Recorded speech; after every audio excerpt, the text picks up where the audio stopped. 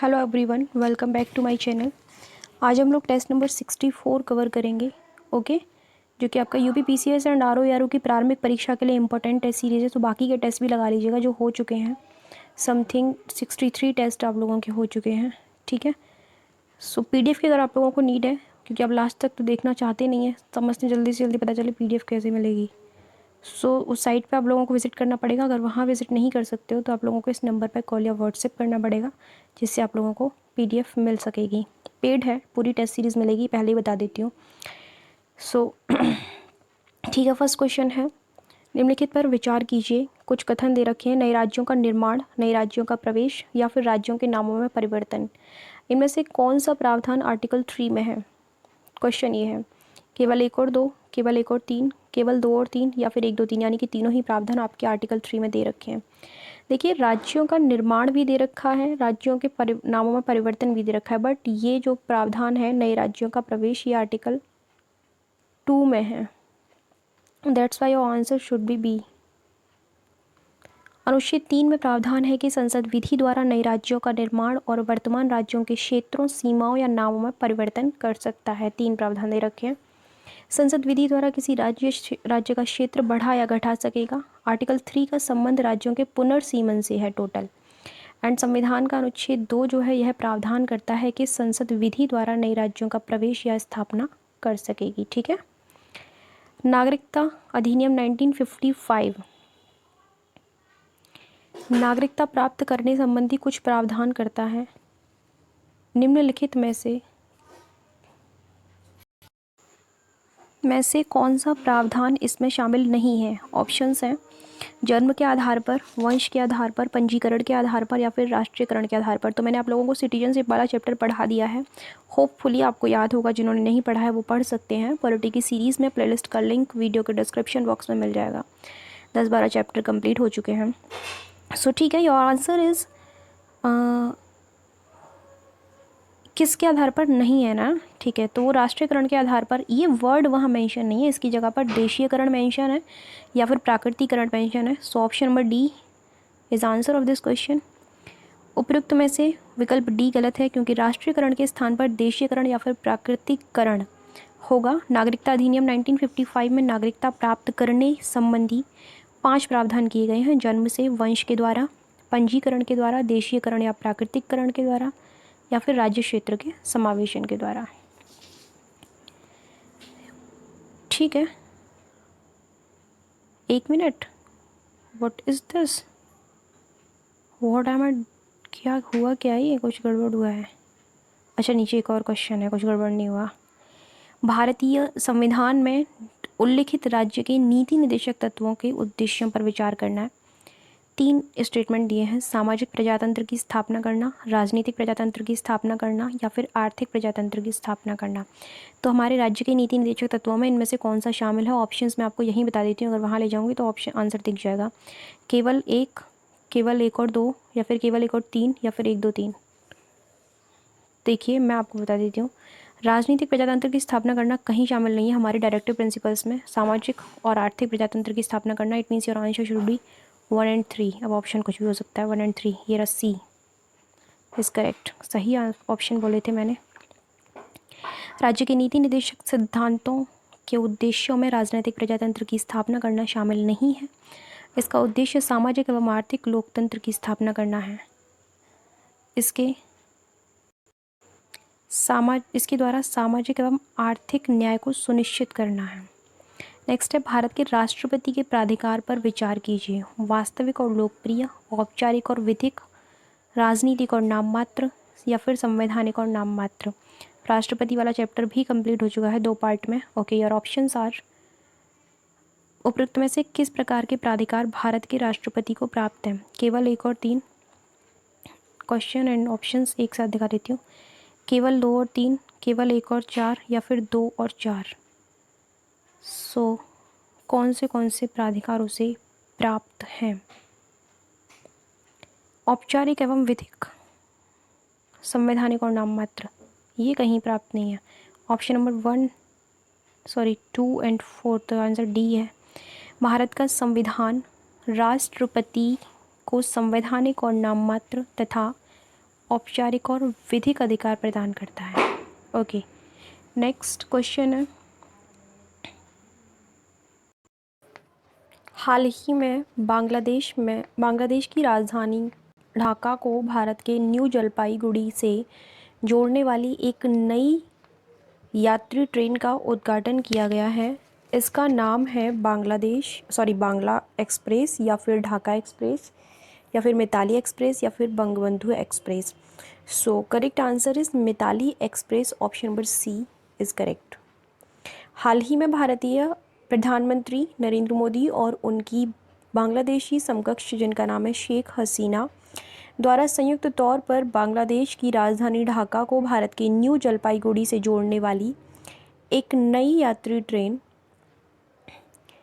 का उद्घाटन किया गया, जिसका नाम है मिताली एक्सप्रेस। नेक्स्ट क्वेश्चन है, हाल ही में जारी अंतर्राष्ट्रीय बौद्धिक संपदा सूचकांक 2021 में भारत ने कौन सा स्थान हासिल किया है? ऑप्शन हैं 40वां, 50वां, 60वां या 70वां। सो करेक्ट आंसर इज़ 40वां, option number A is correct. अंतर्राष्ट्रीय बौद्धिक संपदा सूचकांक 2021 में भारत ने 53 वैश्विक अर्थव्यवस्थाओं में से 40वां स्थान हासिल किया है। भारत 2020 में भी 40वें स्थान पर था। संयुक्त राज्य अमेरिका, जापान और यूरोप वैश्विक बौद्धिक संपदा रैंकिंग 2021 में शीर्ष पर रहे। वर्ष 2021 की इंडेक्स का शीर्षक था रिकवरी थ्रू इंजैनिटी। शीर्षक is most important, you can say theme also. Next, निम्नलिखित युग्मों में से कौन सा सही सुमेलित नहीं है? ऑप्शंस हैं तेल शोधक कारखाना मथुरा में है, एंड यूरिया उर्वरक कारखाना फूलपुर में है, परमाणु ऊर्जा संयंत्र अलीगढ़ में है, कागज लुगदी उद्योग सहारनपुर में है। इनकरेक्ट पेयर पूछा गया है, ये भी सही है। तेल शोधन कारखाना आपका मथुरा में है, सही है। यूरिया उर्वरक कारखाना भी फूलपुर में है, एंड कागज लुगदी उद्योग भी सहारनपुर में है। परमाणु ऊर्जा संयंत्र यह अलीगढ़ में नहीं है। करेक्ट आंसर बुलंदशहर के नरोरा में है, ऑप्शन नंबर सी हो जाएगा क्योंकि ये इनकरेक्ट है। हाल ही में कौन प्रयागराज में स्थित निम्नलिखित में से प्रयागराज में स्थित नहीं है? बार बार करंट के क्वेश्चन क्यों मेरे मुंह पर रटे रहते हैं।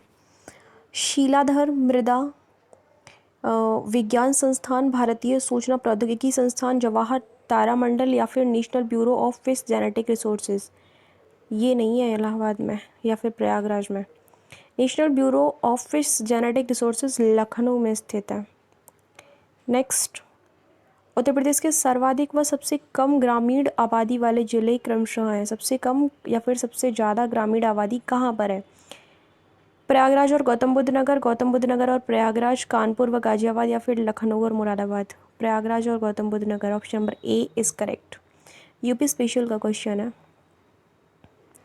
उत्तर प्रदेश के सर्वाधिक व सबसे कम ग्रामीण आबादी वाले जिले जो हैं वह प्रयागराज और गौतम बुद्ध नगर हैं। कजरी के संबंध में दिए गए कथनों पर विचार कीजिए और कोड के माध्यम से सही उत्तर का चयन कीजिए। मिर्जापुर व वाराणसी में वर्षा के समय गाया जाने वाला लोकगीत है ये। भोजपुरी व अवधी दोनों में ये गाया जाता है। मैं बताना सही कौन सा है, केवल एक, केवल दो, एक और दो, दोनों, या फिर ना तो एक और ना ही दो। देखिए दोनों सही है क्योंकि यह जो कजरी है ये मिर्जापुर में भी गाया जाता है और वाराणसी में भी, और ये स्पेशली महिलाओं के द्वारा वहाँ पर गाया जाता है वर्षा के टाइम पर, और ये भोजपुरी और अवधी दोनों में गाया जाता है। ऑप्शन नंबर सी करेक्ट हो जाएगा। कजरी लोकगीत मिर्जापुर व वाराणसी में वर्षा के समय गाया जाता है, मुख्यतः महिलाओं द्वारा, और यह भोजपुरी व अवधी दोनों में गाया जाता है। यूनेस्को के विश्व धरोहर सूची में उत्तर प्रदेश की कितनी अमूर्त धरोहर शामिल हैं? 1, 2, 3 या 4? 2 हैं, ऑप्शन नंबर बी करेक्ट है। यूनेस्को के विश्व धरोहर सूची में शामिल उत्तर प्रदेश की अगर अमूर्त धरोहर की बात करूं तो काशी है एक, तो सिटी ऑफ म्यूज़िक उसे कहते हैं, सिटी ऑफ म्यूज़िक, और एक कुंभ का मेला है। और अगर मूर्त धरोहरों की बात करें तो उसमें ताजमहल है, आगरा का किला है, फतेहपुर सीकरी है। नेक्स्ट है, विश्व का सबसे ऊंचा रेल पुल किस नदी पर बनाया जा रहा है? ऑप्शंस हैं झेलम, सतलज, चिनाब या ब्यास। सो करेक्ट आंसर है चिनाब पर बनाया जा रहा है, option number C is correct. हाल ही में केंद्रीय रेल मंत्री ने सूचित किया है कि जम्मू कश्मीर में चिनाब नदी पर विश्व का सबसे ऊंचा रेल पुल अपने निर्माण के अंतिम चरण में है। जम्मू कश्मीर के रियासी ज़िले में ये जो है बनाया जा रहा है यह रेलवे पुल नदी तल से 359 मीटर ऊंचा होगा और पेरिस के सुप्रसिद्ध एफिल टावर से 30 मीटर ऊंचा होगा। समझ रहे हैं आप, बहुत बड़ी बात है ये। हाल ही में ओलंपिक का टिकट हासिल करने वाली पहली भारतीय तलवारबाज कौन बनी है? आकृति सिंह, सिमरन सिंह, भवानी देवी या फिर Purnima Nath? Bhavani Devi, option number C is correct. Tamil Nadu की सीए भवानी देवी हाल ही में होने वाले टोक्यो ओलंपिक का टिकट हासिल कर इन खेलों में क्वालिफाई करने वाली पहली भारतीय तलवारबाज बन गई हैं। संसद के किसी भी सदन के सदस्य की अयोग्यता संबंधी प्रश्नों का निर्णय करता है निर्वाचन आयोग, संसद का संबंधित सदन, भारत का मुख्य न्यायमूर्ति या फिर निर्वाचन आयोग की सलाह पर राष्ट्रपति? निर्वाचन आयोग की सलाह पर राष्ट्रपति जो है इस चीज़ का निर्णय करता है। Option number D is correct. संविधान के अनुच्छेद 103 में उपबंध है कि यदि यह प्रश्न उठता है कि संसद के किसी सदन का कोई सदस्य अनुच्छेद 102 के फर्स्ट क्लॉज के तहत अयोग्यता से ग्रस्त हो गया है या नहीं, तो इसका निर्णय राष्ट्रपति करेगा और उसका निर्णय अंतिम होगा, यानी कि उसी का फैसला माना जाएगा। उसके बाद कोई उस चीज़ की कोई उसको लेकर क्वेरी नहीं कर सकता है, किंतु ऐसा करने से पहले राष्ट्रपति निर्वाचन आयोग की राय लेगा और उसकी राय के अनुसार ही कार्य करेगा। भारतीय संसद किस रीति से प्रशासन पर नियंत्रण करती है? और ऑप्शंस आर संसदीय समितियों के माध्यम से, विभिन्न मंत्रालयों की परामर्शदात्री समितियों के माध्यम से, या फिर प्रशासकों से आवधिक प्रतिवेदन भिजवाकर, या फिर कार्यपालिका को रिट जारी करने के लिए बाध्य करके। संसदीय समितियों के माध्यम से करती है। Option number A is correct. भारतीय संसद संसदीय समितियों के माध्यम से प्रशासन पर नियंत्रण रखती है। नेक्स्ट है, निम्नलिखित कथनों पर विचार कीजिए, कोड के माध्यम से सही उत्तर का चयन कीजिए। सदन की अनुमति के बिना उसकी 60 लगातार बैठकों में अनुपस्थित रहने वाला प्रथम सांसद लोकसभा से था। ओके। सेकेंड है, क्षेत्रफल की दृष्टि से लोकसभा का सबसे बड़ा निर्वाचन क्षेत्र उन्नाव है। सो हमें बताना कौन सा सही है, केवल एक, केवल दो, एक और दो, दोनों, या फिर ना तो एक और ना ही दो। सदन की अनुमति के बिना उसकी 60 लगातार बैठकों में अनुपस्थित रहने वाला जो प्रथम सांसद था वह लोकसभा से नहीं था, वह राज्यसभा से था। इट मीन्स ये गलत है। क्षेत्रफल की दृष्टि से लोकसभा का सर्वाधिक बड़ा क्षेत्र जो है वह उन्नाव नहीं है, वह है आपका लद्दाख। तो ये भी इनकरेक्ट है। Option number D is correct, ना तो एक और ना ही दो। सदन की अनुमति के बिना उसकी 60 लगातार बैठकों से अनुपस्थित रहने वाला प्रथम सांसद राज्यसभा से था। नवंबर 2000 में पंजाब के निर्दलीय राज्यसभा सांसद बरजिंदर सिंह हमदर्द को सदन की अनुमति के बिना 60 लगातार बैठकों में अनुपस्थिति के कारण सदस्यता से अयोग्य घोषित कर दिया गया। अगर बात करें क्षेत्रफल की दृष्टि से लोकसभा के सबसे बड़े निर्वाचन क्षेत्र की, तो वह लद्दाख है, और सबसे छोटा जो है वह चांदनी चौक है। ऑप्शन नंबर जो है इसमें सी करेक्ट है, सॉरी डी, क्योंकि एक भी सही नहीं है। निम्नलिखित में से कौन किसी उच्च न्यायालय की अधिकारिता का किसी संघ राज्य क्षेत्र पर विस्तार या उससे अपवर्जन करता है? ऑप्शन है संसद विधि द्वारा, संबंधित राज्य के विधानमंडल विधि द्वारा, भारत के राष्ट्रपति द्वारा, या फिर संबंधित राज्य के राज्यपाल द्वारा। संसद की विधि द्वारा, ऑप्शन नंबर ए करेक्ट है। संविधान के अनुच्छेद 230 में राज्य उच्च न्यायालय की अधिकारिता का संघ राज्य क्षेत्र पर विस्तार या अपवर्जन का उपबंध है। यह संसद विधि द्वारा ऐसा कर सकती है, ठीक है, यह प्रावधान है। ओम्बुड्समैन संस्था का गठन करने वाला सर्वप्रथम देश कौन सा है? नॉर्वे, फिनलैंड, स्वीडन या फिर डेनमार्क? वह है आपका Sweden. Option number C is correct. Okay. Ombudsman संस्था पहली बार वर्ष 1809 में स्वीडन में स्थापित की गई। नेक्स्ट क्वेश्चन है, किसी व्यक्ति के लिए पंचायत का सदस्य बनने के लिए न्यूनतम आयु 25 वर्ष होनी चाहिए और पंचायतों के निर्वाचन संबंधी मामलों की वैधता को भारत के किसी न्यायालय में प्रश्नगत नहीं किया जा सकता है। सही कौन सा है? देखिए ये तो सही है, लेकिन ये मुझे कुछ गलत लग रहा है। देखते हैं एक्सप्लेनेशन में। हाँ, बी जो है, एक सेकंड कुछ गड़बड़ हो गई, उल्टा बोल दिया मैंने। किसी व्यक्ति के लिए क्या पूछा क्या गया है? सही पूछा गया है ना। हाँ सॉरी, उल्टा बोल दिया। किसी व्यक्ति के लिए पंचायत का सदस्य बनने के लिए 25 नो इट्स 21 पंचायतों के लिए ये वाला क्वेश्चन जो है वह सही है स्टेटमेंट। ऑप्शन नंबर बी हो जाएगा। तो 21 वर्ष होनी चाहिए, 25 नहीं। ठीक है, ये किस में है? आर्टिकल 243 में यह उपबंध है कि पंचायत का सदस्य बनने के लिए व्यक्ति की आयु 21 वर्ष होनी चाहिए। हाल ही में किसने ग्रामीण भारत में महिलाओं की आजीविका और उद्यमिता से संबंधित मुद्दों को संबोधित करने के लिए सही दिशा अभियान की शुरुआत की है? करंट का क्वेश्चन है। नीति आयोग, रिजर्व बैंक, विश्व बैंक या फिर संयुक्त राष्ट्र विकास कार्यक्रम?